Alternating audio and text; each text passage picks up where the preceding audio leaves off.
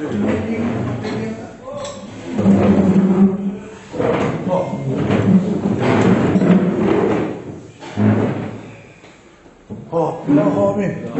Hojatlar. Pok Parvardigori olam. Allohga cheksiz shukrlar bo'lsinki, o'zbek xalqimizning buyuk san'atkori, xalqimizning yuragidan nihoyatda abadiy o'rin olgan ustozimiz, sevimli ustozimiz Faxriddin aka Umarovning maktabini o'quvchilari, ya'ni shogirdlari mana bu respublikamizda turli joylardan kelgan qadrdonlar mana navbatdagi yig'ilishga tashrif buyurib turibmiz. Allohga beadad shukrlar bo'lsin. Yana keladigan qadrdonlarimiz yana yaxshi eson-omon yetib kelishsin. Jaloliddin aka, mana siz bugun hammamiz taklif qilib, shu joylarda dasturxon yozib, yaxshi niyatlar bilan didorlashimizga sababchi bo'lib sharoit yaratib berdingiz.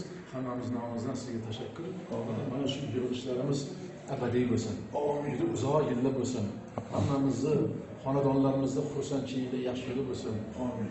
Sevimli ustozimiz Faxriddin aka Umarov va qolaversa turli sohalarda mehnat qilayotgan bo'lsak, hammamiz o'sha yo'nalishda ham ustozlarimiz bor.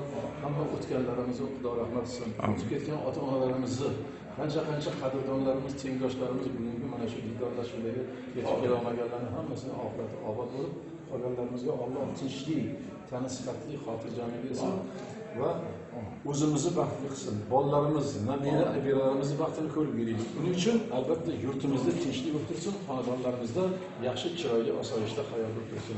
Robbana atina fid dunya hasanatan va fil oxirati hasanatan va qina azobannar. Bi fazlika va karamika va rahmatika ya Shukr. Bular harakatdamiz.